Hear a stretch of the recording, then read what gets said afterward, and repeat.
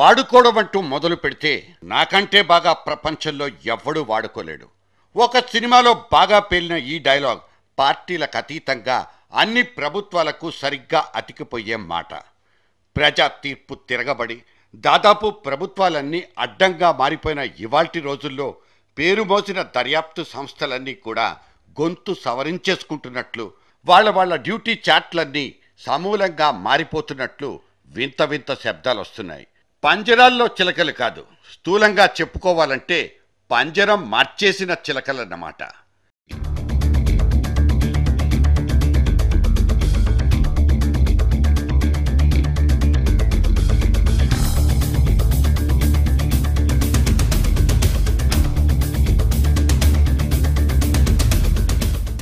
బయట నుంచి పైకం తెచ్చుకుని ఖర్చు పెట్టే ఎన్జిఓలన్నీ జాతి అభ్యున్నతికి అడ్డంకులు. ఇది ఇంటెలిజెన్స్ బ్యూరో అనబడే కేంద్ర ప్రభుత్వ నిఘా వ్యవస్థ ఇచ్చుకున్న తాజా రహస్య సమాచారం. అమెరికా, బ్రిటన్, జర్మనీ, నెదర్లాండ్స్ లాంటి దేశాలకు చెందిన దాతల నుంచి ఉప్పందుకున్న కొన్ని ప్రభుత్వేతర సంస్థలు ఇక్కడున్న అభివృద్ధి ప్రాజెక్టుల్ని నిర్దాక్షిణ్యంగా అడ్డుకుంటున్నాయన్నది ఐబీ చేసుకున్న నిశితమైన ఆరోపణ. ఇవిగో మాకు దొరికిన ఆధారభూతాలంటూ కొన్ని క్రూషియల్ ఎగ్జాంపుల్స్ని కూడా అక్కడ ఉటంకించింది. ఒడిశాలోని పోస్కో స్టీల్ ప్లాంట్, వేదాంత బాక్సైట్ ప్రాజెక్ట్, అరుణాచల్ ప్రదేశ్లోని కొన్ని ఇరిగేషన్ డ్యామ్స్, ఆధునిక పద్ధతుల్లో ప్లాంట్లు కట్టడానికి జరుగుతున్న కీలకమైన పరిశోధనలు, ఇటువంటివన్నీ ఎక్కడివక్కడే ఆగిపోవడానికి అదిగో ఈ ఎన్జిఓల ఓవర్ యాక్షనే కారణమంటూ ఐబీ వేలెత్తి చూపించేసింది కూడా.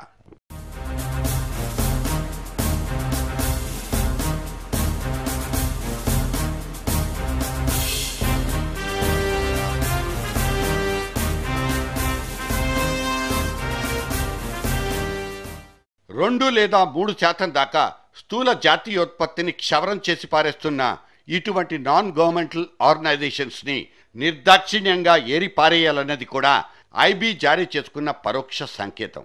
ఒడిశాలో బాక్సైట్ తవ్వకాల్ని వ్యతిరేకిస్తూ ఎగిసిపడ్డ నిరసన మంటల్లో ప్రిన్స్ రాహుల్ గాంధీ కూడా కాసింత పెట్రోల్ జల్లేశారని, కృత్రిమ వంగడాలతో పంటలు పండించే ఆధునిక వ్యవసాయానికి పర్యావరణ మంత్రి బుసిగేసుకున్న జైరాం రమేశుడే మోకాలు కూడా అడ్డేశారని ఐబీ చెప్పుకొచ్చింది. నిష్పాక్షిక పరిశోధనకు పెట్టింది పేరైన ఇంటెలిజెన్స్ బ్యూరో ఇటువంటి కొన్ని పొలిటికల్ మొహాల్ని ప్రత్యేకించి ప్రస్తావించడం దాని చిత్తశుద్ధిని శంకించాల్సిన అవసరాన్ని పుట్టిస్తోంది కూడా. అసలు ఇంటెలిజెన్స్ బ్యూరో అనబడే 100% రాజ్యాంగ వ్యవస్థ ఎవరి కోసం, ఎవరి బాగోగుల కోసం పనిచేస్తోందన్న సందేహాలు కూడా ఇక్కడే పుట్టేస్తున్నాయి.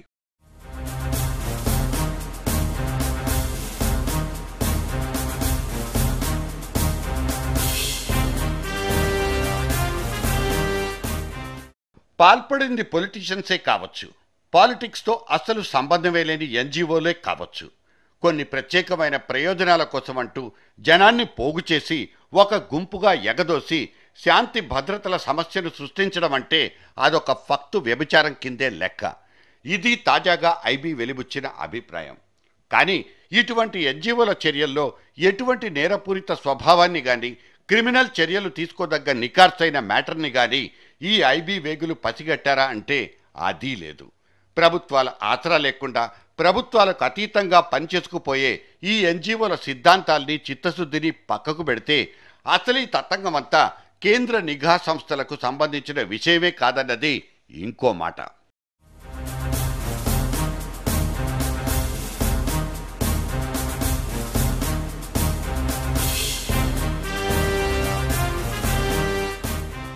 చరిత్రను ఒక్కసారి వెనక్కి తిప్పి చూసుకుంటే ఇప్పటిదాకా మన దేశంలో మారిన ప్రధానమంత్రులంతా ఇంటెలిజెన్స్ బ్యూరో అనే వ్యవస్థను ప్రభుత్వం తరఫున పనిచేసే ఒక ప్రైవేట్ డిటెక్టివ్ ఏజెన్సీగానే ట్రీట్ చేసుకున్నాయన్నది ఒక తేల్చబడ్డ నిజం.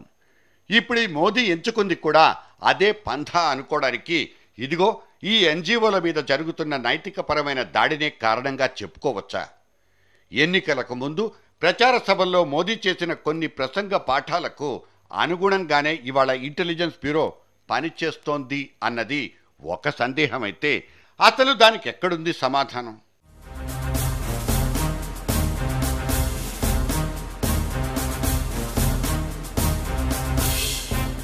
మనకు పటిష్టమైన నిఘా వ్యవస్థ ఉందన్న మాటే గాని ఇక్కడ ఏ అరాచకం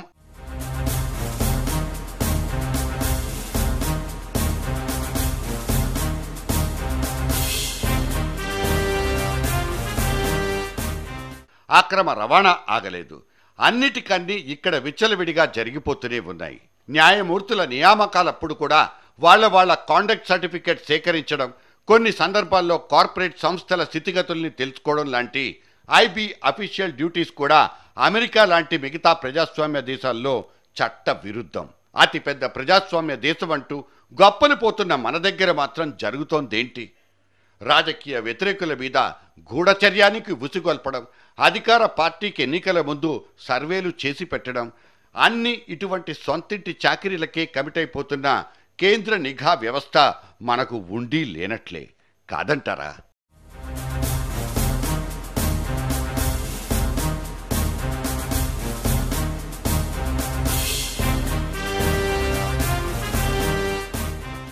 దర్యాప్తు సంస్థలంటే మన దొడ్లో కట్టేసుకున్న గొడ్లేనన్నంత చౌకబారు క్లారిటీ మన రాజకీయ పార్టీలోళ్ళది.